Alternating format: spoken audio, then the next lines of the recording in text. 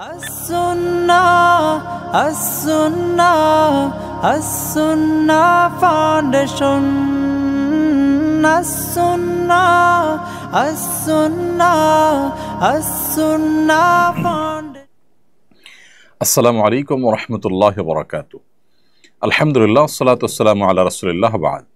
সুপ্রিয় দর্শক শ্রোতা ভাই বোন, দেশ কিংবা প্রবাস যে যেখান থেকে দেখছেন, আপনাদের সকলকে সাদর আমন্ত্রণ জানাচ্ছি আস-সুন্নাহ ফাউন্ডেশনের স্টুডিও থেকে। আপনারা দেখছেন আস-সুন্নাহ ফাউন্ডেশন আয়োজিত সাপ্তাহিক সরাসরি প্রশ্ন উত্তরমূলক অনুষ্ঠান শরঈ সমাধানের 256তম পর্ব। প্রিয় দর্শক, রমাদান উপলক্ষে আমাদের লাইভের সময় কিছুটা পরিবর্তিত হয়েছে বলতে পারি। প্রথমবারের মতো আমরা আজ জুমাবার বাদ আসর লাইভে এসেছি। যেহেতু জুমাবার বাদ আসরের সময়টা দোয়া কবুলের গুরুত্বপূর্ণ একটি সময় এবং সেই সাথে রমাদান মাস আবার ইফতারের পূর্ব মুহূর্ত, এতগুলো দোয়া কবুলের উপলক্ষের এই সময়টাতে আমরা দোয়া করতে ভুলব না। বিশেষ করে লাইভ অনুষ্ঠানটি আমরা ইফতারের 15 মিনিট আগে ইনশাআল্লাহ শেষ করার চেষ্টা করব কমপক্ষে, যাতে করে আমরা প্রত্যেকে যার যার মতো করে দোয়ায় মাশগুল হতে পারি। আর আজকে রমাদানের এই লাইভ অনুষ্ঠানটিতে হয়তো ঘন্টা ব্যাপী থাকা সুযোগ হবে না, কিন্তু আমরা 40 মিনিটের মতো আপনাদের সাথে লাইভে থাকার চেষ্টা অব্যাহত রাখবো যদি আল্লাহ তৌফিক দান করেন। প্রিয় দর্শক, আপনার যে কোনো জীবন ঘনিষ্ঠ জিজ্ঞাসা মন্তব্যের ঘরে লিখুন, আমরা ইনশাআল্লাহ আপনার প্রশ্ন উত্তর দেওয়ার আপ্রাণ চেষ্টা অব্যাহত রাখবো।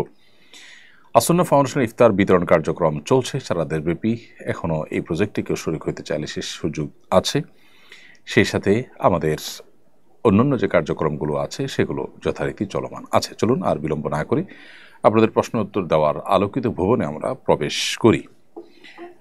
ইতিমধ্যে আমার কাছে অনেকগুলো প্রশ্ন চলে এসেছে। প্রথম প্রশ্ন দেখতে পাচ্ছি আমি, বাহ্যত ধার্মিক, দাড়ি রাখেন, টুপি পাঞ্জাবি পরেন, এরকম অনেক ব্যবসায়ীও পণ্য মজুত করে বাজারে কৃত্রিম সংকট সৃষ্টির সঙ্গে জড়িত। এদের কারণে ধার্মিকদের প্রতি সমাজের মানুষের বিরূপ ধারণা তৈরি হয়। অনেকে দাড়ি টুপি নিয়ে ট্রল করেন। এ বিষয়ে আপনার সুচিন্তিত মন্তব্য কামনা করছি। দেখুন, যারা মুখে লম্বা দাড়ি, মাথায় টুপি, গায়ে পাঞ্জাবি এবং নামাজ রোজা করেও মানুষের অসুবিধা তৈরি হয় এরকম কোনো কাজ করেন অথবা কৃত্রিম সংকট সৃষ্টি করবার জন্য মজুতদারি করেন, তারা একাধারে বগধার্মিকতার পরিচয় দিচ্ছেন। অর্থাৎ লেবাস সর্বস্ব কোনো দিন ইসলাম নয়, বরং ইসলামটা পূর্ণাঙ্গ জীবন ব্যবস্থা, সেটা তারা হয়তো বুঝতে অপারগ, অথবা তাদের এই লেবাসটা শুধুই বাণিজ্যিক বা ব্যবসায়িক স্বার্থে। দুটির একটি নিশ্চয়ই, হয় তারা ইসলামকে বোঝেননি, তারা মনে করেছেন ইসলামটা পোশাকই একটা ধর্ম, এটি তাদের একটি ভুল ধারণা, অথবা এটা তাদের বাণিজ্যিক একটি টুল মাত্র।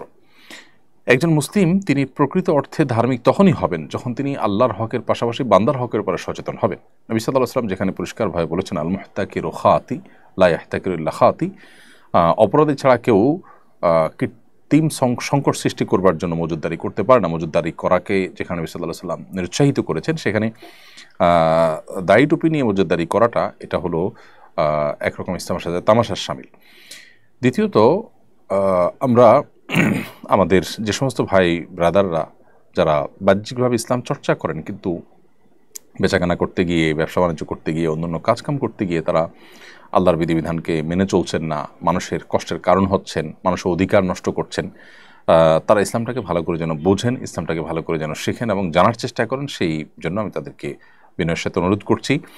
এই সমস্ত মানুষদেরকে যারা ধার্মিক মনে করেন, অনেক আলেম ওলামা আছেন তাদেরকে মসজিদ মাদ্রাসার সাথে অ্যাকোমোডেট করেন, তাদেরকে আমরা বলবো যে দিনের প্রকৃত রূপটা তাদের সামনে তুলে ধরার চেষ্টা করবেন।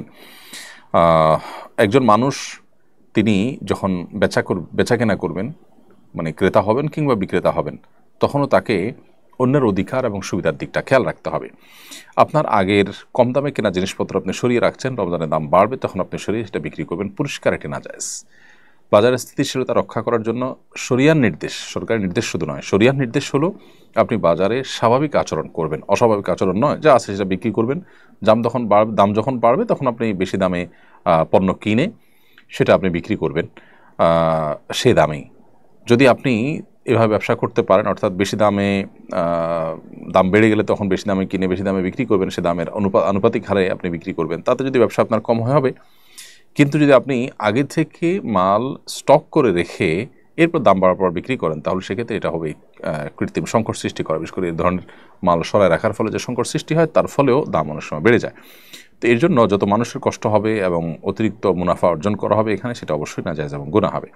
নবী সাল্লাল্লাহু আলাইহি ওয়াসাল্লাম বলেছেন, সবচেয়ে উত্তম মানুষ হলো তারা যারা ক্রয়ের সময় এবং বিক্রয়ের সময় উভয় সময় মানুষের প্রতি সহমর্মিতা, আন্তরিকতা, অন্যের অধিকার এগুলোর পর সচেতন থাকে। সামহান ইদা রাহিমাল্লাহু ইমরাআন সামহান ইদা বা সামহান ইদা ইশতারা, যখন সে বিক্রি করে তখনও সে আন্তরিক থাকে, বিনয়ী থাকে এবং অন্যের অধিকারের পর সচেতন থাকে, এবং যখন কেনে ক্রেতা হয় তখনও সে একই রকমের মোড তার মধ্যে থাকে। অতএব দাড়ি টুপি নিয়েও যারা এই কাজগুলো করছেন তারা ইসলামকে সঠিকভাবে বুঝতে পারেনি বলে আমাদের ধারণা। আল্লাহ তাদেরকে হেদায়েত দান করে আমরা দোয়া করছি। তবে এর কারণে দাড়ি টুপি নিয়ে ট্রল করার কোনো কারণ নেই, কারণ বড় টাকার নোট সাধারণত জাল হয়, ছোট টাকার নোট জাল হয় না। তো এর মানে এই না যে বড় টাকার দোষ আছে। দাড়ি টুপি লাগালে মানুষ ভালো মনে করবে, কারণ দাড়ি টুপিওয়ালা মানুষ সাধারণত ভালো হয়ে থাকে। অতএব লেবাস যদি কেউ ধারণ করে এটা তার ত্রুটি, লেবাসের ত্রুটি না, বিধায় লেবাস নিয়ে ট্রল করাটা অবশ্যই অনুচিত। এরপর ইসলাম আইডি থেকে আপনি লিখেছেন, যদি কোনো নারী পুরুষ জেনা করে বিবাহের আগে আল্লাহর কাছে তওবা না করে পরবর্তীতে বিবাহ করে, তাহলে তাদের বিবাহ বৈধ হবে কিনা? কোন নারী পুরুষ জেনা করার পর তওবা করা ছাড়া আল্লাহর কাছে তওবা করা ছাড়া তারা যদি বিবাহ করেন, তো তাদের বিবাহ বৈধ হয়ে যাবে সন্দেহাতীতভাবে।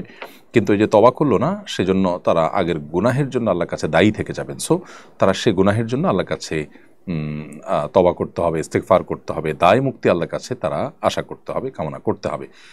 গুনাহটাকে যে কোনোভাবে আল্লাহর কাছ থেকে মাফ চেয়ে নিতে হবে, কিন্তু অ্যাট দ্য সেম টাইম তাদের যে বিয়েটা বিশুদ্ধ হয়ে যাবে। রমজানের দিনে বেলা হোটেল খোলা রাখা নিয়ে বিতর্ক চলছে। কেউ হোটেল খোলা রাখাকে রমজানের গাম্ভীর্যের বিরোধী বলছেন, আবার কেউ বলছেন অমুসলিম, মুসাফির, শিশু ও ঋতুবর্তী নারীদের জন্য হোটেল খোলা রাখা উচিত। এই বিষয়ে আপনার ব্যাখ্যা জানতে চাই। দেখুন, বাংলাদেশের আবহমান কাল থেকে চলে আসা কালচার এটি। এদেশের সংখ্যাগরিষ্ঠ মানুষ মুসলমান, আর মুসলমানদের মধ্যে বেশিরভাগ মুসলমানরাই রোজা রাখেন, অর্থাৎ সমাজের প্রায় সবাই রোজা রাখে। সীমিত সংখ্যক মানুষ যারা অমুসলিম কিংবা যারা শিশু কিংবা নারী, ঋতুবতী নারী কিংবা মুসাফির আছেন, তাদের জন্য শরিয়া রোজা রাখার বাধ্যবাধকতা রাখেনি এবং তারা রাখেনও না। যার ফলশ্রুতিতে তাদের অধিকার বিবেচনা করে যদি হোটেল খোলা রাখা হয় এবং সেখানে রোজাদার ব্যক্তি যিনি আসলে দিনে বেলায় পানাহার থেকে বিরত থাকার চেষ্টা করছেন, তার চোখের সামনে খাবার তুলে ধরা নিশ্চয়ই তার যে মূল্যবোধ সেটার প্রতি অশ্রদ্ধা করার শামিল। সেই জায়গা থেকে হোটেল খোলা রাখা মৌলিকভাবে কোনো নাজায়েজ বিষয় নয়, বিশেষ করে যখন মুসাফির, শিশু, ঋতুবর্তী নারী এবং অমুসলিম অন্যদের কথা চিন্তা করা হবে, তখন হোটেল খোলা রাখা দোষের কিছু নয়। বাংলাদেশের মানুষরা দিনের বেলায়, বেশিরভাগ মানুষরাই, মুসলমানরাই দিনের বেলা হোটেল খোলা রাখাটাকে ভালোভাবে দেখে না, এবং এটা কেউ এখানে বল প্রয়োগ করতে আসেনি, বরং স্বপ্রণোদিত হয়ে এই কালচার বাংলাদেশে যুগ যুগ ধরে চলে আসছে। স্বপ্রণোদিত কালচার এবং স্বপ্রণোদিতভাবে মানুষ এটি করে রোজাদারদের প্রতি শ্রদ্ধা রেখে। কারণ একজন মানুষ রোজা রেখে দিনের বেলায় পানাহার করাকে তিনি গুনাহ মনে করছেন, আল্লাহ নির্দেশের কারণে তিনি খাচ্ছেন না, পানাহার করছেন না, সেখানে তার সামনে লোভ হতে পারে সেভাবে করে খাবার গুলাকে ওপেন তার সামনে তুলে ধরা, এটা তার যে আপনার মূল্যবোধ বা তার যে বিশ্বাস সেটার সাথে কিছুটা সাংঘর্ষিক হয়। সেজন্য স্বপ্রণোদিত এটি চলে আসছে। অতএব এই কালচারকে আমি চাপিয়ে দেওয়া কোনো কালচার তো বলতে পারি না। সো এটাকে যারা বিরোধিতা করছেন, তারা আমি মনে করি যে তারা যে কালচারাল ওয়ার বা কালচারাল বা সাংস্কৃতিক যুদ্ধ সেটা তারা চাপিয়ে দিতে চাচ্ছেন, একটা সংঘর্ষ তৈরি করতে চাচ্ছেন অহেতুক। আমি যতটুকু জানি বাংলাদেশের বিভিন্ন প্রান্তে হোটেল, চায়ের দোকান, বিভিন্ন কিছু খোলা থাকে, একটু পর্দা দিয়ে রাখা হয় যাতে করে রোজাদার যারা আছেন তাদের জন্য অসুবিধা তৈরি না হয়। তাছাড়া যারা অসুস্থ ব্যক্তি, তাদের তো রোজা না রাখার সুযোগ আছে, তারা সেখানে পানাহার করবেন, অন্য কেউ দেখে তাদের প্রতি ধারণা পোষণ করবে না যে তারা মুসলমান হয়ে রোজা রাখেননি। তাহলে পারপাস তো সার্ভ হয়ে গেল। এখানে আলোচনার ইস্যুটা কেন তৈরি হলাম ঠিক বুঝলাম না। দোকান খোলা থাকছে, বিশেষ করে ট্যুরিস্ট স্পটগুলোতে, যেখানে যেখানে আপনার যাদের রোজা রাখার সুযোগ আছে তাদের অপশন আছে। অমুসলিমদের প্রধান এরিয়াগুলোতে রোজা আপনার হোটেল খোলা রাখলে তারা খেলে, এটা নিয়ে মুসলমানরা কেউ তো খারাপভাবে দেখেও না, বলেও না। কোনো মুসলিম রোজার মাসে দিনের বেলায় তিনি হোটেল খোলা রেখে যদি খান, তাহলে আজও পর্যন্ত কোনো মুসলমান তাকে খারাপভাবে দেখেনি, বলেও নি। সো আমি মনে করি যে এখানে রোজা রেখে রোজার মাসে হোটেল গণহারে খোলা রাখার যে দাবি সেটা অবান্তর। যে দেশের 70-80% মানুষ রোজা রাখে সে দেশে আপনার দিনের বেলা রমজান মাসে হোটেল খোলা রাখার দাবি তোলাটা কোনোভাবে যৌক্তিক নয়। তবে অবশ্যই যে সমস্ত এলাকাতে বা কিছু কিছু হোটেল খোলা রাখা অসুস্থ ব্যক্তি বা অন্যান্যদের কথা চিন্তা করে সেটা সঠিক আছে, এবং সেটাকে বাধা দেওয়া গণহারে সেটা আবার অযৌক্তিক হবে। সম্প্রতি ঢাকা বিশ্ববিদ্যালয়ে এক ব্যক্তি এক নারীকে যথাযথভাবে ওড়না পরার কথা বলে ভাইরাল হয়ে যায়। বিষয়টা নানা ধরনের বিতর্ক তৈরি করে। পুরো বিষয়টা আপনি কিভাবে ব্যাখ্যা করবেন? দেখুন, পুরো ঘটনা, ওড়নাকাণ্ডের পুরো ঘটনার অ্যাকচুয়াল চিত্র কি ছিল সেটা আমি নিজেও জানি না, এবং আমার মনে হয় যে নিরপেক্ষ তদন্তের মধ্য দিয়ে পুরো ঘটনার প্রকৃত রহস্য বা এক্স্যাক্টলি তিনি কি বলেছেন, কতটা দোষ করেছেন না আদৌ করেননি, সে বিষয়গুলো ফুটে উঠবে। আমাদের দেশে আমরা এ ধরনের ঘটনাগুলোতে বিশেষ করে দেখি যে এক শ্রেণী মানুষ অতি উৎসাহী হয়ে তারা এগুলোকে বেশ ফুলিয়ে ফাঁপিয়ে প্রকাশ করেন। এটা আমাদের অতীত অভিজ্ঞতা থেকে বলছি। টিপকাণ্ডের কথা নিশ্চয়ই আপনাদের মনে আছে। টিপকাণ্ডে সেই পুলিশ সদস্যকে বরখাস্ত করা হয়েছে, সামাজিকভাবে তাকে হেনস্থা করা হয়েছে, হেয় করা হয়েছে, তার মানহানি হয়েছে। কিন্তু তদন্তের রিপোর্ট পরবর্তীতে বলেছে যে না, তিনি নির্দোষ সাব্যস্ত হয়েছেন। তাহলে এই যে তার নামে মিথ্যাচার করা হলো, জাস্ট একটা দাড়ি বিশিষ্ট মানুষ হওয়ার কারণে তার তিলকে তাল বানিয়ে প্রচার করে তার চাকরিচ্যুত করা হলো, মানসম্মান নষ্ট করা হলো, তার চাকরি ফিরে দেওয়া বা মানসম্মান ফিরে দেওয়ার কোনো স্কোপ কি আদৌ তৈরি হয়েছে? আদৌ কি সে কাজটি করা হয়েছে? আমরা কি সমাজের যে মানুষগুলো তাকে দোষী সাব্যস্ত করেছি, কালপ্রিট বানিয়েছি, তারা কি তার কাছে সরি বলেছি? দেখুন, এই অতীত অভিজ্ঞতা একটি দুটি নয়, অনেক অভিজ্ঞতা রয়েছে যে অভিজ্ঞতাগুলো দ্বারা বোঝা যায় যে নারীঘটিত যদি ইস্যুগুলোকে তিলকে তাল বানানোর একটা প্রচেষ্টা আমাদের দেশে আছে। এই ছেলে কতটা কি বলেছে আমরা জানি না, আমি ছেলেকে নির্দোষ বলছি না। আবার একই সাথে তাকে যেভাবে তুলোধনা করা হচ্ছে, সে আসলে এটার কতটা উপযুক্ত না উপযুক্ত আমি জানি না। তার দু একটা সাক্ষাৎকারের দু একটা ওয়ার্ড আমি যতটুকু জানি খুবই বাজে ওয়ার্ড তার মুখ থেকে বের হয়েছে, এটা পরবর্তীর কথা। আমি মূল ঘটনার কথা বলছি যে সেখানে কী ঘটেছে আমরা জানি না। তো এই ছেলের অ্যাপ্রোচ যদি ত্রুটি থাকে, তাকে নাসিহা করা যেতে পারে, তাকে শাসন করা যেতে পারে, সে দোষ করলে তার দোষের বিচারও হতে পারে, সন্দেহাতীতভাবে সেটি হওয়া উচিত। কিন্তু একই সাথে বিচার বিশ্লেষণ ছাড়া গণহারে একটা মানুষকে দোষী সাব্যস্ত করা, বিশেষ করে যখন দাড়ি বিশিষ্ট কেউ হয়, আর বিপরীতে যখন নারী থাকে তখন নারীকে চোখ বন্ধ করে ভিকটিম বানিয়ে ফেলা, এটা আমাদের সেটা কমন কালচার। গাড়ি অ্যাক্সিডেন্ট হলে যেরকম গায়ে নিচে চাপা পড়া মানুষটাকে চোখ বন্ধ করে ভিকটিম বানানো হয় আর ড্রাইভারকে চোখ বন্ধ করে দোষী সাব্যস্ত করা হয়, সব সমাজে এমনটি নাও হতে পারে, বরং অনেক সময় গাড়িতে চাপা পড়া মানুষটারই দোষ থাকতে পারে, ড্রাইভারের দোষ নাও থাকতে পারে। এই জিনিসটা আমরা বেমালুম ভুলে যাই। তো এই জন্য আমি আশা করব এ বিষয়ে যথাযথ তদন্ত হয়ে তারপর উপযুক্ত দোষী ব্যক্তিকে বিচারের মুখোমুখি করা হবে। আর দাওয়াতি কাজ যে যুবক করেছেন, তিনি দাওয়াতি কাজ করার প্রক্রিয়াতে যদি কোনো ভুল করে থাকেন, পদ্ধতিতে ভুল করে থাকেন, তো অবশ্যই সেখান থেকে অন্যদের শিক্ষা নেওয়া উচিত যে দাওয়াতি কাজ সঠিকভাবে করতে হয়, না হলে তার লাভের চাইতে ক্ষতি বেশি হয়। কিন্তু একই সাথে আমি পুরো বিষয়টাকে তদন্ত করে তারপরে প্রকৃত দোষী সাব্যস্ত হলে তার বিচারের দাবি করছি।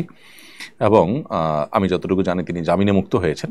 অতএব জামিনে মুক্ত হলে এটাকে আবার দোষারোপ করা বা এটা নিয়ে আবার অনেক কথা বাড়ানোর কোনো কারণে। তবে একই সাথে অতি উৎসাহী কিছু মানুষ তাকে আবার পাগড়ি পরিয়ে একেবারে যেভাবে তাকে অ্যাপ্রিসিয়েট করেছেন, সেটা নিয়ে অবশ্য যথেষ্ট আপত্তি তোলবার সুযোগ আছে। এই জায়গা থেকে যে এ ছেলের অ্যাপ্রোচটা সঠিক বেঠিক কী ছিল না ছিল জানা শোনা ছাড়াই শুধুমাত্র তিনি হয়তো আপনার ধার্মিক অথবা দাড়িধারী, সেই কারণে তাকে আমি অ্যাপ্রিসিয়েট করলাম। তার যদি কোনো ভুল হয়ে থাকে সেটাকেও তো সংশোধনে আনা উচিত।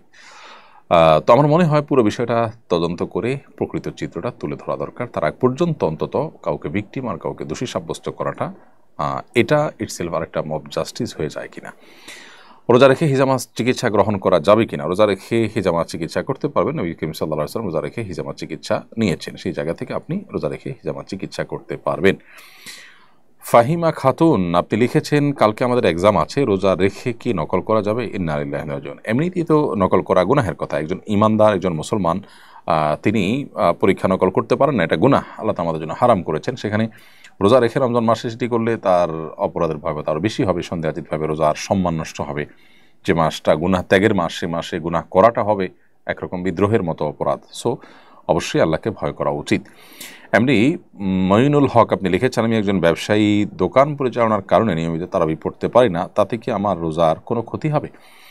ভাই মঈনুল হক, আপনি দোকান পরিচালনা করার কারণে তারাবি পড়তে পারেন না। এক্ষেত্রে আপনার দোকানে যদি একাধিক লোক থাকে তাহলে সেক্ষেত্রে পালাবদল করে আপনারা তারাবি পড়বেন।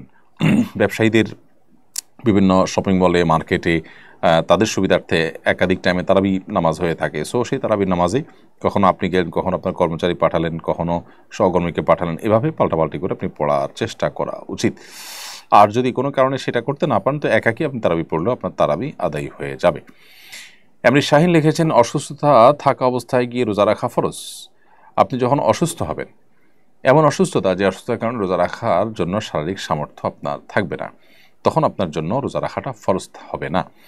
আর যদি আপনি অসুস্থতাটা এমন হয় যে সহনশীল পর্যায়ে থাকে এবং আপনি অসুস্থতার মধ্যে রোজা রাখতে পারেন, জাস্ট একটু কষ্ট হবে এটুকু, তাহলে আপনার রোজা রাখা কর্তব্য। যেই অসুস্থতার ফলে রোজা রাখতে গেলে আপনার মৃত্যু, অঙ্গহানি বা সীমাহীন কষ্ট হতে পারে, যেটা অসহ্য হয়ে যাবে আপনার, সে পর্যায়ে হলে তখন আপনি রোজা না রেখে রমজানের পরে এই দিনগুলোর পরিবর্তে রোজা রেখে দিতে পারবেন। রিফাত আহমেদ আপনি লিখেছেন, আমাদের দেশে সম্প্রতি সারা বিশ্বে একই দিনে রোজা ঈদ পালন করার আহ্বান বেশ জোরে সোরে শোনা যাচ্ছে, এ বিষয়ে আলেমদের মতামত কি? সারা বিশ্বে একই দিনে রোজা, এই দাবিটা বাস্তবসম্মত না। একই দিনে পৃথিবীতে সবসময় আমাদের দেশে যখন দিন, ইউএসএতে তখন রাত, তাহলে আপনি একই সময় সারা বিশ্বে আসলে রোজা তো রাখতে পারবেনও না। এটা হলো একটা কথা। দ্বিতীয়ত কথা হলো যে নবী করিম সাল্লাল্লাহু আলাইহি ওয়াসাল্লাম তার সময়ও তিনি চাঁদ দেখে আমাদেরকে সিয়াম পালন করতে বলেছেন। এরকম একাধিক হাদিস দ্বারা সাব্যস্ত হয় যে কেউ এক জায়গায় ঈদ করে গেছেন, যে অন্য জায়গায় গিয়ে অন্যদিন হয়তো ঈদের চাঁদ দেখা গেছে, সেখানকার মানুষকে তিনি পরে ঈদ করতে দেখেছেন। আসসামু ইয়াওমা ইয়াসুমুন নাস ওয়াল ফিতরু ইয়াওমা ইফতিরুন নাস, তিনি বলেছেন যে যেদিন সবাই রোজা রাখবে সেদিন তোমরা রোজা রাখবে, যেদিন সবাই ইফতার করবে সেদিন তোমরা ইফতার করবে, অর্থাৎ ঈদ করবে। তো এখানে চাঁদ দেখা যাওয়ার উপরে নির্ভর করে এই আমলটি করতে হবে। আপনার সমাজে, আপনি যে দেশে আছেন সে দেশে 99% মানুষ আকাশে চাঁদ দেখে রোজা রাখে। নবী সাল্লাল্লাহু আলাইহি ওয়াসাল্লাম বলেছেন, সুমুল রুইয়াতি ওয়া আফতিরুল রুইয়াতি, তোমরা রোজা রেখো চাঁদ দেখে, আবার ইফতার করবে চাঁদ দেখে। সো আমরা চাঁদ দেখব, পৃথিবীর অন্য কোন প্রান্তে চাঁদ উঠেছে না উঠেছে এটা দেখে যদি আমাকে রোজা রাখতে হয়, তাহলে যখন এই টেকনোলজি ছিল না বা থাকবে না, তখন মানুষ কি করবে? ইসলামটা তো সার্বজনীন, সর্বকালীন, সব সময়ের জন্য প্রযোজ্য। বিধায় ইসলাম এমন কোনো ব্যবস্থার কথা বলে না যেটা এক সময় কার্যকর থাকবে আর সময় অকার্যকর হয়ে যাবে। তো এই জায়গা থেকে আমাদের দেশে মানুষ, আমরা চাঁদ দেখে রোজা রাখা, চাঁদ দেখে ঈদ করাটা এটা বাস্তবসম্মত। একই দিনের সারা পৃথিবীর মানুষ রোজা রাখা বা ঈদ করাটা কোনো দিনই সম্ভব নয়, কারণ ভৌগোলিকভাবে এটা অবাস্তব। ধরুন সৌদিতে যখন সন্ধ্যা 7টায় চাঁদ দেখা যাবে, নিউজিল্যান্ডে তখন রাত 4টা বাজবে। এখন বলুন, সেই রাত 4টা বাজা পর্যন্ত তারা কি অপেক্ষা করবেন? এবং চাঁদ রাত 4টা চাঁদ দেখার সংবাদ পাওয়ার পর তারা কীভাবে তারাবি পড়বেন, কীভাবে সারি খেয়ে রোজা রাখবেন? তারা চাকরি করে অন্যান্য দেশেও তারা আমল করেন। তো সে আমলটাকে উড়িয়ে দেওয়ার মতো নয়, দুইটাই একাডেমিক মত পার্থক্যপূর্ণ আমল। কিন্তু বাংলাদেশে যেখানে ঐক্যবদ্ধ আছে মুসলমানরা, বাংলাদেশে আকাশে চাঁদ দেখে তার রোজা রাখার ব্যাপারে, এখানে বৈশ্বিক ঐক্য সৃষ্টি করার জন্য আঞ্চলিক অনৈক্য সৃষ্টি করার কোনো যৌক্তিকতা থাকতে পারে না। এরপরের প্রশ্ন হলো, ইদানিং আইনশৃঙ্খলা পরিস্থিতির অবনতি লক্ষ্য করা যাচ্ছে, বিভিন্ন স্থানে ছিনতাই, ধর্ষণের খবর শোনা যাচ্ছে, এইসব ঘটনার প্রতিরোধের উপায় কি? দেখুন, আমরা মব জাস্টিস বা আইন হাতে তুলে নিতে নিষেধ করি, আবার একই সময় প্রচুর পরিমাণ আইনশৃঙ্খলা পরিস্থিতি অবনতি দেখা যাচ্ছে। সাধারণ মানুষ ক্ষিপ্ত হয়ে এ ধরনের অপরাধে যারা জড়িত হচ্ছে তাদেরকে গণধোলাই দিচ্ছে, তাদেরকে পিটুনি দিচ্ছে, কোনো কোনো ক্ষেত্রে মানুষ মারা যাওয়ার ঘটনা ঘটছে। তো কি করা উচিত? প্রথম কথা হলো যে আইনের শাসন যখন দুর্বল থাকে তখনই এই ধরনের পরিস্থিতি তৈরি হয়। সাধারণ মানুষ, আমি বলছি না যে তারা লেজ গুটিয়ে বা হাত পা গুটিয়ে তারা বসে থাকবে বাসায়, বরং এ ধরনের পরিস্থিতিতে সাধারণ মানুষ স্বপ্নজিত হয়ে বিভিন্ন এলাকায় অপরাধীদেরকে শনাক্ত করা, তাদেরকে ধরা, এটার জন্য তারা উদ্যোগ নিতে পারেন। বিশেষ করে মসজিদ ভিত্তিক উদ্যোগ হতে পারে যে মসজিদের এলাকাতে মুসল্লিরা নিজেরা ভাগ ভাগ হয়ে পাহারাদারি করলেন দিনে রাতে, কারা এ সমস্ত করছেন তাদেরকে ধরে আইনের আওতায় নিয়ে আসা। তারা যদি ধরপাকড় করে পুলিশে সোপর্দ করেন তাহলে সেক্ষেত্রে বিচারের মুখোমুখি হতে পারে এবং অনেকটা আতঙ্কিত হয়ে যাবে অপরাধীরা যখন সবাই সতর্ক হবে। আমার মনে হয় এটা আশু সমাধান। আর স্থায়ী সমাধান তো সন্দেহভাবে আমাদের আইনের যে শাসন সেটাকে শক্তিশালী করে। একটা দেশ অস্থিতিশীল হলে আমরা সবাই ক্ষতিগ্রস্ত হব। সেই জায়গা থেকে আমাদের সবারই উচিত দায়িত্বশীল আচরণ করা। আর যদি আইন হাতে তুলে নেওয়ার মতো ঘটনা ঘটে তাহলে যেটা হবে যে আজকেই কোনো একটা পত্রিকা দেখলাম যে কোনো দম্পতি তারা কোনো একটা রিসোর্ট বা এরকম কিছু কুয়াকাটার দিকে সম্ভবত সেখান থেকে তারা বের হয়েছেন এবং তাদেরকে অবৈধ সম্পর্ককারী মনে করে গণপিটুনি দেওয়া হয়েছে। পরবর্তীতে জানা গেল তারা স্বামী স্ত্রী, তাদের কথাই তাদেরকে শুনতে দেওয়া হয়নি এবং তাদের কথা বিশ্বাস করা হয়নি। তো এভাবেই সবাই যদি যার যার মতো করে বিচার করা শুরু করি আমরা, বা সবাই যদি আইন হাতে তুলে নিই, তাহলে সেক্ষেত্রে অনেক অনভিপ্রেত ঘটনা ঘটবে এবং বিশৃঙ্খল হবে।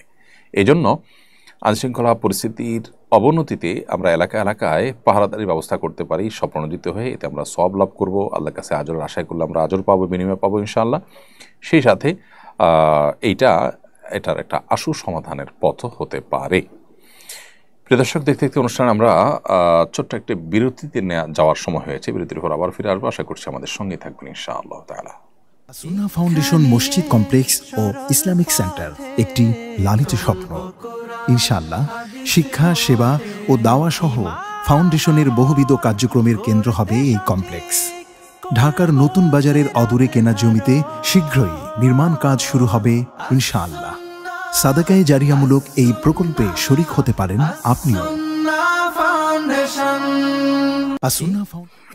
বিরতির পর আবারও আপনাদেরকে স্বাগতম জানাচ্ছি শরীর সমাধান অনুষ্ঠানে। আমরা বিরতির আগে অনেকগুলো প্রশ্ন উত্তর দিয়েছি। এই মুহূর্তে আমি যে প্রশ্ন দেখতে পাচ্ছি সেটি হলো, বাংলাদেশের কিছু কিছু এলাকায় একদল লোক সাহারির সময় রাস্তায় হেঁটে হেঁটে কাওয়ালি গেয়ে সাহারির জন্য ডাকেন। তরুণরা এই ধরনের কাজে উৎসাহ বোধ করেন, এলাকার মানুষরাও একে উপভোগ করেন। এভাবে ডাকাডাকিকে আপনি কীভাবে দেখছেন?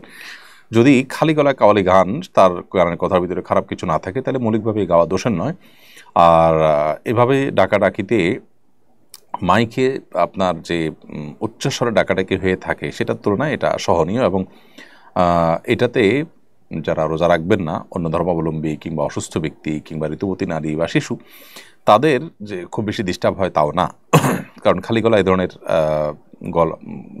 কাওয়ালি গাওয়া হোক বা কোনো তেলাওয়াত করা হোক, এগুলো খুব বেশি উচ্চ আওয়াজ সৃষ্টি করে না, যার কারণে এটাতে আমি দোষের কিছু দেখছি না। তবে যদি এটা অন্যের কষ্টের কারণ হয় বা অনেকে মিলে সম্মিলিতভাবে বেশ জোরে সোরে আপনার আওয়াজ করেন এবং অন্যদের ইবাদতে ব্যাঘাত সৃষ্টি হয়, তাহলে সেক্ষেত্রে এটা পরিত্যাজ্য। দেখতে হবে যে এটার মাত্রাটা কী এবং কী পদ্ধতিতে করা হচ্ছে। মৌলিকভাবে যদি মাত্রাজ্ঞান মাথায় রেখে এবং মিউজিক ছাড়া এটা করা হয়, তাহলে সেক্ষেত্রে নাজায়েজ হওয়ার কোনো কারণ নেই।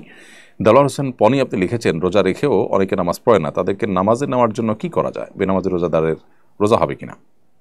রোজা রেখেও যদি কেউ নামাজ না পড়েন তার ওটা দুর্ভাগ্যজনক, কারণ রোজার চাইতে নামাজের গুরুত্ব অনেক বেশি। যিনি রোজা রাখছেন তিনি ইসলামের এটার গুরুত্বটা বুঝতে পেরেছেন, কিন্তু নামাজের গুরুত্বটা তিনি বুঝলেন না। তাকে নামাজের গুরুত্বটা বোঝানো উচিত এবং নামাজের গুরুত্ব সম্পর্কে তাকে পুস্তক পড়তে দেওয়া, কোনো লেকচার শুনতে দেওয়া অথবা কাউন্সেলিং করা, এটা উচিত। সেই সাথে এটাও সঠিক যে নামাজ না পড়েও তিনি যে রোজা রাখছেন তার রোজাটা হয়ে যাবে, কিন্তু নামাজ না পড়ার কারণে গুনাহ হবে অনেক বেশি। ব্যাপারটা এরকম যে কেউ পাগড়ি পরেছেন কিন্তু তার পরনে লুঙ্গি নেই, তো পাগড়ি পরার সওয়াব পেলেও লুঙ্গি না পরার যে গুনাহ, ভয়াবহ কবিরা গুনাহ, সেটা হবে। পাগড়ি পরে যে সওয়াব পাবে, লুঙ্গি না পরে তার চাইতে বেশি গুনাহ হবে। অতএব রোজা হয়তো হয়ে যাবে, কিন্তু তার নামাজ যে পড়লে না, তার জন্য তিনি অনেক বড় দায়ী থাকবেন আল্লাহর কাছে। আমার উপরে জাকাত ওয়াজিব হয়েছে কিনা, কিভাবে নিশ্চিত হবে, জাকাত হিসাব করার পদ্ধতি জানতে চাই। আসুন্নাহ ফাউন্ডেশন ওয়েবসাইটে জাকাত ক্যালকুলেটর আছে, আপনি www.asunnahfoundation.org সেখানে গেলে জাকাত ক্যালকুলেটর পাবেন। আপনি সেই ক্যালকুলেটরে ক্লিক করে আপনার সহায় সম্পত্তির বিবরণ দিয়ে আপনি নিজেই আপনার জাকাতের হিসাব বের করতে পারবেন। আশা করছি যে এটা আপনার জন্য সহায়ক হবে। এছাড়া যদি আপনার জাকাত বিষয় সুনির্দিষ্ট কোনো প্রশ্ন থাকে, তাহলে আমাদের অফিসে, আসুন্নাহ ফাউন্ডেশনের অফিস টাইমে ফোন দিলে ইনশাআল্লাহ উলামা ইকরাম আপনাকে উত্তর দিবেন। এরপরে আইএফ এইচপি HF এই আইডি থেকে আপনি লিখেছেন রোজার মাসে রোজা রেখে চায়ের দোকান চালানো যাবে কি না। অন্য ধর্মাবলম্বী বা বেরোজগার যারা আছে, অসুস্থ আছে, তাদের কাছে চা বিক্রি করলেন আপনি, তাদের জন্য চায়ের দোকান খোলা রাখেন, এটা নাজায়েজ নয়।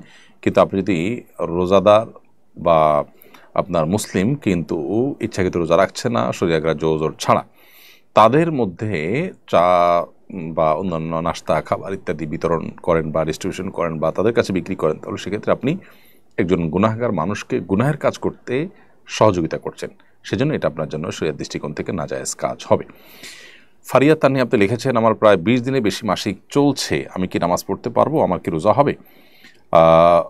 বোন ফারিয়া, আপনার পূর্বের অভ্যাস যতদিন ছিল ততদিন মাসিক হিসাবে বিবেচ্য হবে, এরপরে বাকি সময়টা আপনি অসুস্থতা হিসাবে গণ্য করে নামাজ পড়বেন। ধরুন আপনার 8 দিন হয়ে থাকে বা 9 দিন হয়ে থাকে কিংবা 10 দিন হয়ে থাকে, তাহলে 10 দিনই আপনার হবে, যেটা আগে পূর্বের অভ্যাস আছে।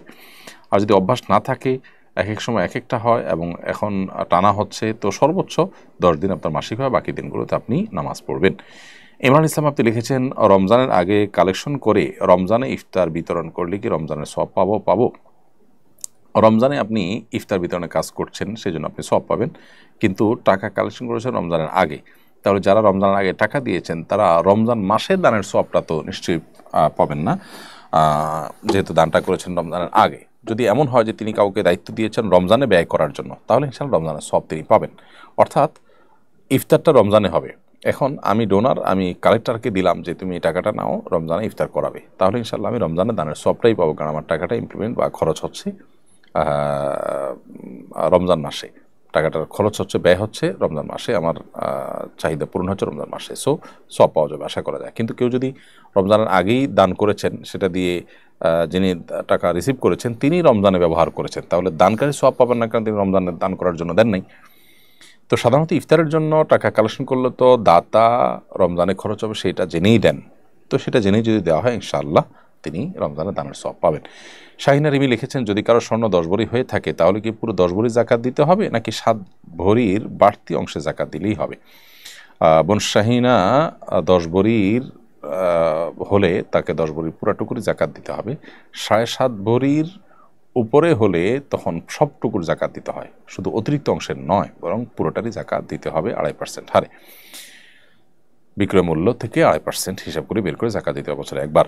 এমডি আবুল হাসান আপনি লিখেছেন তাড়াতাড়ি বা তাড়াহুড়ো করে তারাবির নামাজ পড়া যাবে কিনা? তাড়াতাড়ি বা তাড়াহুড়ো করে তারাবির নামাজ পড়া একেবারে অনুচিত, এটা তারাবির যে মান, গুণগত মান, সেটাকে নষ্ট করে দেয়, এটা আমাদের উচিত নয়, বরং আমাদের উচিত হবে তারাবি ধীরস্থিরতার সাথে পড়া। সাহাবা একরাম তারাবি পড়তে পড়তে পুরো রাত প্রায় পার করে দিতেন, অথচ আমরা অনেকে হুলস্থুল করে এবং তাড়াহুড়ো করি। তারাবির নামাজের সবচেয়ে বড় বৈশিষ্ট্যই হলো যে এটা ধীরে ধীরে পড়া হবে, অথচ আজকাল আমরা উল্টোটা করি। এমডি সবুজ আলী আপনি লিখেছেন আমি একজন সিঙ্গাপুর প্রবাসী, রোজা রাখা আমার পক্ষে কঠিন হয়ে যায়, পরবর্তীতে আমি যদি কাজা করি তাহলে হবে কিনা? দেখুন, আপনি জাস্ট কাজের অজুহাতে রোজা না রাখার সুযোগ নেই।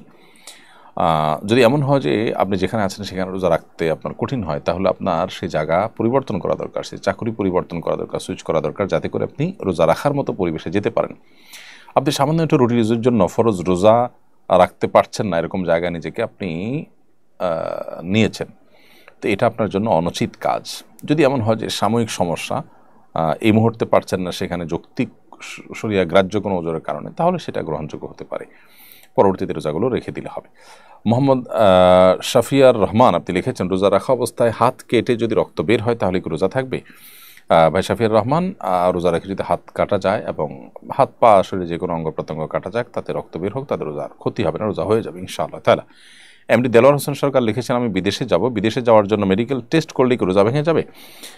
মেডিকেল টেস্টে সাধারণত যেটি হয়ে থাকে, ব্লাড বা ইউরিন স্যাম্পল কালেকশন করা হয়, এক্সরে করানো হয়, এগুলো কারণে রোজা ভাঙবে না।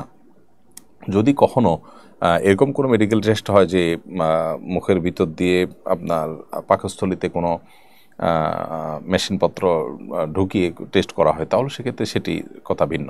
বাকি সাধারণ যে মেডিকেল টেস্টগুলো আছে, রক্ত নেওয়া, পেশাব নেওয়া বা আপনার এক্সরে করা, আইসিজি করা, এগুলো কোনোটার কারণে রোজা ভাঙবে না। মিস্টার কামাল ব্যাপারী আইডি থেকে আপনি লিখেছেন গ্রামের কিছু মানুষ আজানের পরও সাহারি খায়, তাদের রোজা হবে কিনা? ফজরের আজান যদি সুবহ সাদিক হওয়ার পরপরই হয় সাধারণত, তারপর যদি সাহারি খায় তাহলে সে রোজা হবে না।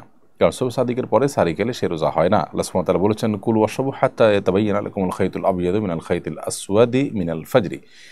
আল্লাহ বলেছেন তোমরা পানাহার করো কতক্ষণ? যতক্ষণ পর্যন্ত সাদা আভা এটা কালো আভা থেকে পৃথক হয়ে না যায়। সাদা আভা বলতে শবে সাদিক, তো আজান হয় শবে সাদিক হওয়ার পর, অতএব ফজরের আজান হয়ে গেছে তারপরেও যদি খায় কেউ, তার রোজা হবে না। মূলত আজান দেওয়া অবস্থাতে যদি কারোর হাতে খাবার থাকে, তারপরে নবী সাল্লাল্লাহু আলাইহি ওয়াসাল্লাম সেটা শেষ করতে বলেছেন। এটা হলো সাহারির আজান, যেটা ফজরের নামাজের আগে হয়ে থাকে, সেটার কথা। নাইম আহমেদ আব্দুল লিখেছেন, হুজুর রোজা অবস্থায় চুল নখ কাটা যাবে কি না? চুল নখ রোজা অবস্থায় কাটা যাবে, তাতে কোনো অসুবিধা নেই, রোজার কোনো ক্ষতি হবে না। মাথায় তেল দেওয়া যাবে, আতর ব্যবহার করা যাবে, মেসওয়াক করা যাবে, এগুলো কোনোটাই রোজার কোনো ক্ষতি করবে না। সুরমাও ব্যবহার করতে পারবেন। এরপরে নুজহাতুর রহমান আপনি লিখেছেন, বাড়িতে হাফেজার সাথে মহিলারা খতম তারাবি পড়তে পারবে? পারলে কীভাবে পড়বে? দেখুন, কোন হাফেজা মহিলার পিছনে বাড়ির অন্যান্য মহিলারা যদি তারাবির নামাজ পড়েন, বিশেষ করে হাফেজা মহিলার তারাবি তিনি ভুলে যাবেন, যদি জামাতে না পড়েন, ইয়াদ থাকবে না, সেক্ষেত্রে বাড়ির মহিলারা নিজেরা তারাবিতে জামাত করেছেন, সেক্ষেত্রে মাওলানা তাকি ওসমানী সাহেব সহ অনেকে এটাকে জায়েজ বলেছেন। যদিও ফুকাহানা অন্যরা সাধারণত মেয়েদের জামাত নিজেরা করাটাকে মাকরু বলেছেন। আমাদের আয়েশা সহ বিভিন্ন মহিলা সাহাবীদের দ্বারা জামাতের সাথে সালাত আদায় করার বিষয়টি সুসাব্যস্ত আছে, সেজন্য সৌদের উলামা ইকরাম এটিকে জায়েজ বলেন। তো সেই জায়গা থেকে হাফেজা মেয়ে যদি ঘরোয়াভাবে নিজেরা করেন, অন্যান্য মেয়েদেরকে ডাকডোল পিটিয়ে পুরুষদের মতো এরকম জমায়েত না করেন, মসজিদ না করেন, তাহলে এটা বিশেষ করে হিফজ ধরে রাখার শর্তে, ধরে রাখার প্রয়োজনে করলে সেটি জায়েজ হতে পারে। পুষ্প বৃষ্টি আইডি থেকে আপনি লিখেছেন, মোবাইল দেখলে কি রোজা ভেঙে যাবে? না, মোবাইল দেখলে রোজা ভাঙতে যাবে কেন? তবে মোবাইলে হারাম বা খারাপ কোনো জিনিস যদি আপনি দেখেন তাহলে গুনাহ হবে। সেটা রমজানের বাইরে দেখলেও গুনাহ হবে, রমজানে দেখলে গুনাহ আরও বেশি হবে, কিন্তু তার সাথে রোজা ভঙ্গ হওয়ার সম্পর্ক নেই। এরপরে জান্নাতুন নাইমা মিম আপনি লিখেছেন, আমি 9 মাসে গর্ভবতী, আমার পানি ও খাবার সময় মতো খেতে হয়, আমি কি রোজা রাখতে পারবো? বোন মিম, আপনার পানি এবং খাবার যদি নিয়মিত খেতে হয়, পান করতে হয়, এবং এটা না করলে আপনার গর্ভস্থ সন্তানের ভয়াবহ ক্ষতি হতে পারে, অথবা আপনি নিজে ক্ষতিগ্রস্ত হয়ে যেতে পারেন, এরকম আশঙ্কা হয়, অর্থাৎ শারীরিক অবস্থা এত বেশি ক্রিটিক্যাল হয়, তাহলে সেক্ষেত্রে আপনার জন্য রোজা না রাখার স্কোপ আছে।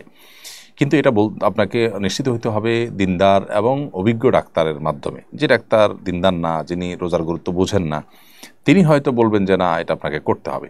এই জন্য দিনদারিতাও বুঝেন, আবার ডাক্তারিও বুঝেন, এরকম ডাক্তার যদি আপনাকে পরামর্শ দেন, তাহলে সেক্ষেত্রে আপনি পানাহার করতে পারেন এবং পরবর্তীতে এই রোজাগুলো আপনি রেখে দিবেন। আর এমনি আপনার গর্ভবতী অবস্থায় পানাহার করা উচিত, বিশেষ পানি পান করা উচিত, এটা করতে পারলে ভালো হয়। কিন্তু না করলে যে আপনি মরে যাবেন, বাচ্চা মরে যাবে গর্ভস্থ, সেরকম এত সিরিয়াস কোনো ইস্যু যদি না হয়, তাহলে কষ্ট করে রোজা রাখা উচিত। প্রয়োজনে রাতেবেলা আপনি পানি এবং আহার বেশি করে গ্রহণ করলেন। এমনি আবুবকর সিদ্দিক লিখেছেন, যদি ওয়াক্তের আগে আজান দেওয়া হয় তাহলে কি আজান আবার দেওয়া লাগবে? ওয়াক্তের আগে আজান দিলে সে আজান তো হবে না, কারণ আল্লাহ তাআলা বলেছেন, ইন্না সলাতা কানাত আলাল মুমিনিনা কিতাব মাওকুতা, নিশ্চয় নামাজ ইমানদারদের নির্দিষ্ট সময় পড়াটাকে অপরিহার্য করা হয়েছে। সো সময়ের আগে যদি আজান দেওয়া হয়, সে আজান কিন্তু আজান হিসাবে গণ্য হবে না, ওই ওয়াক্তের আজান হিসাবে গণ্য হবে না, বিদেশে আজানটা ওয়াক্ত হওয়ার পর আবার দেওয়া দরকার। এমনি মুস্তাফিজুর রহমান লিখেছেন, রোজার মধ্যে সুগন্ধি বা আতর ব্যবহার করলে কোনো রোজার ক্ষতি হবে কিনা? না, রোজা রেখে আতর বা সুগন্ধি ব্যবহার করতে কোনো সমস্যা নেই। এমনকি সুরমা, মাথায় তেল, শরীরে কোনো লোশন ইত্যাদি ব্যবহার করতে কোনো অসুবিধা নেই। তানভীর খান লিখেছেন, রোজা রেখে কি ফ্রি ফায়ার গেম খেলা যাবে কিনা? কোনো প্রকার গেমসই রোজা রেখে খেলা উচিত নয়, কারণ এটা অনর্থক কাজ। ইমানদার এমনিতেই অনর্থক কাজ থেকে বিরত তাকে থাকতে হবে। আল্লাহ বলেছেন, সফল মুমিনদের বৈশিষ্ট্য হলো ওয়াল্লাযীনা হুম আনিল লাগবি মুআরিদুন, যারা অনর্থক অহেতুক কাজ থেকে বিরত থাকবে। এই যে গেমস খেলা, এটা অনর্থক কাজ, যে কাজের কোনো সুফল ওই কাজে রত ব্যক্তি পায় না, যার কারণে এটা একজন ইমানদারের সাথে যায় না। সেখানে ফ্রি ফায়ার এবং পাবজি গেম ইত্যাদির মধ্যে আরও অন্যান্য নাজায়েজ ইয়েগুলো থাকার কারণে, উপাদানগুলো থাকার কারণে এগুলো এমনিতেই খেলা নাজায়েজ এবং গুনাহের কথা। সেখানে রমজান মাস যদি করা হয়, তাহলে সেক্ষেত্রে সেটা আরও বেশি ভয়াবহ। রোজা রেখে যদি এটা করে কেউ, রোজা হয়ে যাবে, কিন্তু রোজার গুণগত মান নষ্ট হবে এবং রোজার সওয়াব এর মধ্যে নিশ্চয়ই ঘাটতি দেখা দিবে। মোশাররফ হোসেন আপনি লিখেছেন, ইফতারের সময় পরিবারের সবাই মিলে হাত তুলে মোনাজাত করতে পারবে কিনা? ইফতারের সময় দোয়া কবুল হয়, সবাই যার যার মতো হাত তুলে দোয়া করলেন, কিন্তু যদি কোনো একজন হাত তুলে দোয়া করেন আর কেউ পরিবারের সদস্যরা আমিন বলেন সাথে, কাকতালীয়ভাবে এরকম হয়ে যায়, মিলে যায়, অসুবিধা নেই। কিন্তু এটাকে যদি সিস্টেম পরিণত করা হয় যে এভাবেই তারা করবেন, এটাকে তারা সুন্নাহ মনে করেন বা এটাকে পদ্ধতি মনে করেন, তাহলে সেটা ভুল হবে, বেদাতের দিকে চলে যেতে পারে এটা একসময়। কারণ কোনো আমল যখন সম্মিলিত বা ঐক্যবদ্ধ কোনো ফরম্যাট শরীর ঠিক করে দেয় না, তখন আমরা কোনো একটা ফরম্যাটে সেটাকে ঠিক করে নেওয়া উচিত নয়। তবে দোয়াটা এটা মূলত গোপনে এবং কেঁদে কেঁদে আল্লাহ করতে বলেছেন, ওদের রব্বকুম তাদের খুফিয়া। তবে হ্যাঁ, পরিবারের ছোটো সদস্যদের, বাচ্চা কাচ্চাদের শেখাবার উদ্দেশ্যে বা ওরা জোরে জোরে দোয়া করলেন, তার সাথে তারা শরীক হলো, সেটা হতে পারে শিক্ষার উদ্দেশ্যে। এরপরে IFHF এর থেকে আপনি লিখেছেন, এই রমজান মাসে কোন কোন আমল বেশি বেশি করা যায়? সবচেয়ে বেশি করার চেষ্টা করবেন হলো গুনাহ থেকে বেঁচে থাকার আমল, কোনো গুনাহ যেন না হয় চেষ্টা করবেন। কোরআন তেলাওয়াতটা বেশি বেশি করার চেষ্টা করবেন এবং সে সাথে দোয়াটা বেশি বেশি করার চেষ্টা করবেন, সাদাকা এবং দানটা বেশি বেশি করার চেষ্টা করবেন। MD শিমুল হোসেন লিখেছেন, আমাদের মসজিদের ইমাম সাহেব খুব দ্রুত তারাবির নামাজ পড়ান, এটা কতটুকু শরীয়সম্মত? আমরা একটু আগে উত্তর দিয়েছি, আশা করি সেই প্রশ্নের মধ্যে আপনি উত্তর পেয়ে যাবেন। তারাবি খুব দ্রুত নামাজ পড়ানো উচিত নয়, ধীরে স্থিরতার সাথে তারাবি পড়ানো দরকার। MD ফখরুল ইসলাম লিখেছেন, তারাবির নামাজ 4 রাকাতের পরপর বিশেষ একটি দোয়া পড়া হয়, এটা পড়া জরুরি কিনা? না ভাই ফখরুল ইসলাম, তারাবির নামাজের 4 রাকাতের পরপর যে দোয়া পড়া হয় এটার সাথে আসলে তারাবির কোনো সম্পর্ক নেই এবং এটা হাদিস দ্বারা সাব্যস্ত নয়। এটা মূলত 4 রাকাত পরপর যে বিরতি দেওয়া হয়, এটা মূলত রেস্টের জন্য দেওয়া হয়। সো ওই টাইমে দোয়া পড়া, কেউ জিকির করতে পারে, কেউ চুপ থাকতে পারে, কিন্তু নির্দিষ্ট ফরম্যাটে যে দোয়া পড়া হয় সুবহানাল মুলক ওয়াল মালাকুতে, এগুলোর কোনো ভিত্তি কোরআন হাদিসে কোথাও নেই। মোহাম্মদপুরে এক নারী পাবলিক প্লেসে ধূমপান করেন, এক ব্যক্তি বিষয়টির প্রতিবাদ করেন, বিষয়টাকে একদল মানুষ নারী নিগ্রহ হিসাবে আখ্যা দেন। প্রসঙ্গে স্বরাষ্ট্র উপদেষ্টা জানান, পাবলিক প্লেসে নারী পুরুষ কারো ধূমপান করা উচিত নয়। বক্তব্যের প্রেক্ষিতে এক শ্রেণী মানুষ স্বরাষ্ট্র উপদেষ্টার পদত্যাগ চান। পুরো বিষয়টাকে ধর্মীয় সমাজ তত্ত্বের আলোকে ব্যাখ্যা করবেন বলে আশা করি। দেখুন, নারীবাদ নিয়ে অতিরিক্ত আপনার যদি কচলানো হয়, তাহলে সেক্ষেত্রে মানে একটা ভালো জিনিসও কিন্তু খারাপে পরিণত হবে, যেটা আমাদের সমাজে বিভিন্ন ইস্যুতে আমরা দেখি যে হচ্ছে। যেখানে একজন ধূমপায়ীকে প্রকাশ্যে ধূমপান করছেন, পাবলিক প্লেসে কেউ প্রকাশ্যে ধূমপান করলে সেটা তো ইটসেলফ একটা অপরাধ। দ্বিতীয়ত হলো, আপনি যখন রোজাদারদের আনাগোনা আছে এরকম জায়গায় ধূমপান করছেন, তাহলে একজন মানুষ তিনি পান আহার করবেন না, ধূমপান করতে চান না, তাহলে তার রোজার কি অবস্থা হবে? তাকে আপনি ক্ষতি করছেন। তো এই জায়গা থেকে এটা তো অন্যায় সন্দেহাতীতভাবে। মুসলিম প্রধান দেশে বা যে দেশে মানুষ এভাবে দিনের বেলায় কেউ কারোর সামনে পানাহার করে না, সেই কালচারটা এখানে প্রতিষ্ঠিত আছে, সেখানে আপনি এতটুকু শ্রদ্ধা যদি এখানকার ধার্মিক, এখানকার রোজাদারদের প্রতি না রাখেন, তাহলে সেক্ষেত্রে আপনি তো সমাজের মানুষের যে কালচার বা তাদের কৃষ্টি, তাদের যে ধর্ম, এটার প্রতি শ্রদ্ধাই প্রদর্শন করছেন না। তো এই ধরনের অশ্রদ্ধা প্রদর্শনকারী মানুষ যারা আছে, তারা সমাজকে নানা সময় ছোটোখাটো ইস্যুকে অনেক বড় করে তারা অস্থিতিশীলতার দিকে নিয়ে যায়। স্বরাষ্ট্র উপদেষ্টা খুব সঠিকই বলেছেন এবং এক্ষেত্রে স্বরাষ্ট্র উপদেষ্টাকে আমাদের সমর্থন করা কর্তব্য। এবং যারা সীমা লঙ্ঘন করছেন, সমাজের খুবই সীমিত সংখ্যক মানুষ, তারা আমি আশা করব যাদের বোধোদয় হবে যে তারা কেউ যদি রোজা না রাখেন, সেটা একান্ত তার ব্যাপারে তিনি আল্লাহর সাথে বুঝবেন, কিন্তু প্রকাশ্যে অন্য রোজাদারদের সামনে অন্তত তিনি এই কাজটি করতে পারেন না। এটা তাদের যে রোজা, সেটার প্রতি অশ্রদ্ধার শামিল এবং রোজা রেখে তিনি ধূমপানাহার বর্জন করা তার জন্য ফরজ কর্তব্য করেছেন, আপনি তার সেই কর্তব্যে বাধা দিচ্ছেন, কোন অবস্থাতে এটা গ্রহণযোগ্য হতে পারে না। MD শুভ FAID থেকে লিখেছেন, আমার প্রচণ্ড কোমর ব্যথা 2 বছর ধরে। কোমর ব্যথার কারণে আমি সাধারণভাবে বসে নামাজ পড়তে পারি না, চেয়ারে বসে নামাজ পড়ি, আমার নামাজ হবে কিনা? কোমর ব্যথা যদি অনেক বেশি হয়, সীমাহীন হয়, তাহলে সেক্ষেত্রে আপনি চেয়ারে বসে নামাজ পড়লে নামাজ হয়ে যাবে। তবে যেটুকু দাঁড়াতে পারেন সেটুকু আপনার দাঁড়ানোর চেষ্টা করা উচিত। উইলিয়াম ওয়ার্ডসওয়ার্থ এই আদি থেকে আপনি লিখেছেন, জামাতে তারাবির নামাজ আদায় করার সময় সূরা ফাতিহার পর কি অন্য সূরা মুক্তাদিকেও পড়তে হবে নাকি হুজুর পড়লেই হবে? দয়া করে জানাবেন। জামাতে তারাবির নামাজ আদায় করার সময় সূরা ফাতিহার পর অন্য সূরা যখন পাঠ করা হবে, মুক্তাদির আমরা তখন মনোযোগ সহকারে শুনবো। যখন উচ্চস্বরে পড়া হচ্ছে তখন আমরাও শুনবো, আমরা আর পড়বো না সেটার সাথে। কারণ আল্লাহ তাআলা বলেছেন, ওয়াইদা কুরিয়াল কুরআন ফাসতামিউ লাহু ওয়া আনসিতু, তোমরা যখন কোরআন পাঠ করা হয় তখন মনোযোগ দিয়ে শুনবে এবং চুপ থাকবে। এই জন্য মনোযোগ দিয়ে শুনতে হবে এবং চুপ থাকতে হবে এই সময়টাতে। MD শোয়েব আলী ইসলাম লিখেছেন, রোজা রেখে খবর দেখা যাবে কিনা? যাবে, যদি জায়েজ খবর হয়, যদি খবরের দৃশ্য হারাম হয়, না জায়েজ হয়, তাহলে সেটা দেখাতেও সর্বাবস্থা না জায়েজ। সিনথিয়া মনি আপনি লিখেছেন, স্ত্রী কি স্বামীকে যাকাত দিতে পারবে কিনা? স্ত্রী তার স্বামীকে যাকাত দিতে পারবে না ফুকাহ হানাফের মতে। কারণ স্বামীকে জাকাত দিলে দিন শেষে তার কাছে ফিরে আসবে। কিন্তু যদি স্বামী নিঃস্ব হন, অভাবী হন, যেহেতু স্বামীর ভরণ পোষণ দেয়া স্ত্রীর কর্তব্য নয়, সেই জায়গা থেকে স্ত্রী স্বামীকে জাকাত দিতে পারবেন। বিষয়টা নিয়ে আরেকটু খোলাসা করে আলাদা কোনো স্বতন্ত্র ক্লিপ আমরা দেখি ইনশাআল্লাহ বলার চেষ্টা করব। এমনি রিফাত আপনি লিখেছেন, মসজিদ কাছে কয়েকজন মিলে বাড়িতে জমায়েত করলে কি নামাজ হবে? মসজিদ কাছে হলে মসজিদে গিয়ে নামাজ পড়া কর্তব্য।